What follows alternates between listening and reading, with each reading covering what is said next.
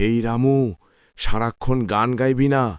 এত রাতে গলা কাঁপালি, দেখিস ভূত এসে কানের কাছে দাঁড়িয়ে না পড়ে। তা এলেই দেখব। আমি তো ভূত গলায় পালা বদল করে ভয় দেখাতে পারি। আরে ভাই, বেশি বাড়লে আবার সেই মেছো ভূতের কবলে পড়বি। গতবার তো মাছের টোপ নিয়ে গেল। ঠিক বলেছিস। শুনেছি ভূতের নাম নাকি ভূতেশ্বর। মাছের গন্ধ পেলে নাকি আগুনের মতো ছুটে আসে। ও মা, এটা কি? বাতাস অথবা ভূতেশ্বর বুঝতে পারছি না। হাও কাকার মাংস দাও। মাগো! দাঁড়া দাঁড়া, ভয়ানক ভয় পাও কেন? আমি তো শুধু বললাম মাছ দাও, ভয় দেখাতে আসিনি। ভূত কথা কয়। তাই তো, কে বলেছে ভূতের গলা থাকতে নেই? আমি কি পাথর? আপনি কি সত্যিকারের ভূত? হ্যাঁ রে বাবা, ভূত। কিন্তু আমি দুষ্টু না, আমি মেছো ভূত।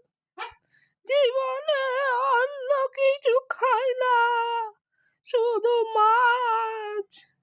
তবে কাঁচা চাই, ভাজা নয়। দাঁতের সমস্যা, ভাজা লাগে না।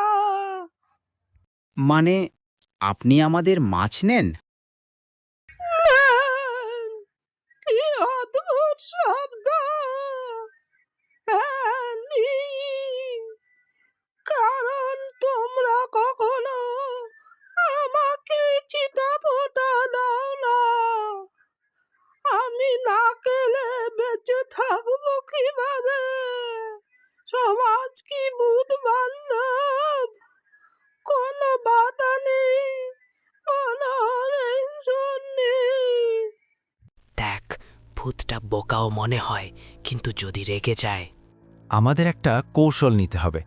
ওকে খুশি করলে আমাদের মাছও বাঁচবে আর সে পাহারাও দিতে পারবে। ভালো, তাহলে তাকে একটু ফাঁদে ফেলি, মানে বন্ধুত্বের ফাঁদ। আচ্ছা ভূত ভাই, আপনার কি খাওয়ার সমস্যা? তাহলে আগে বললেন না কেন? কে শোনে আমার কথা? মুখ খুললেই সবাই দৌড়ায়। আজ থেকে আমরা আপনার বন্ধু, তবে একটা শর্ত। কি কি? কোটা? একটাই, আমাদের নৌকা আর জাল পাহারা দেবেন, আর বিনিময়ে আমরা প্রতি রাতে আপনাকে মাছ দেব। সত্যি বন্ধুত্ব? অতীত পর কেউ আমাকে বন্ধু বললো। ঠিক আছে, হাজির আছি।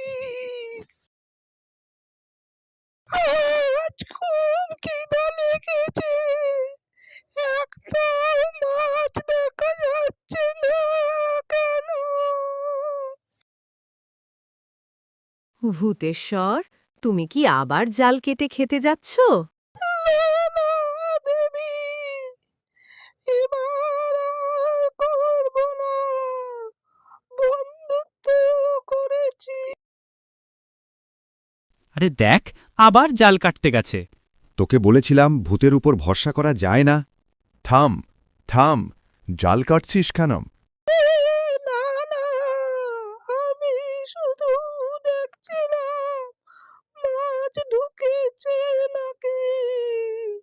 খিদার জ্বালায় চোখ দেখতে পাচ্ছি না। দয়া করে বিশ্বাস করুন, আপনাদের দেওয়া মাছে আমি খুশি। ও মাগো, জালটা টানতে পারছি না। কি মাছ ঢুকলো! মনে হয় নদীর সব মাছ এসে হাজির। এই যে মাইরি উৎসব! দেখেছো, আমি পাহারা দিচ্ছিলাম বলে কোনো চোরও ঢুকতে পারে নাই। আপনি তো দারুণ কাজ করলেন।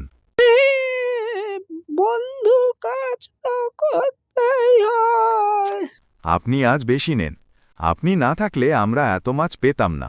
আজ আমি বুঝলাম সব মানুষ খারাপ হয় না, কিছু মানুষ ভূতকেও বন্ধু বানিয়ে নেয়।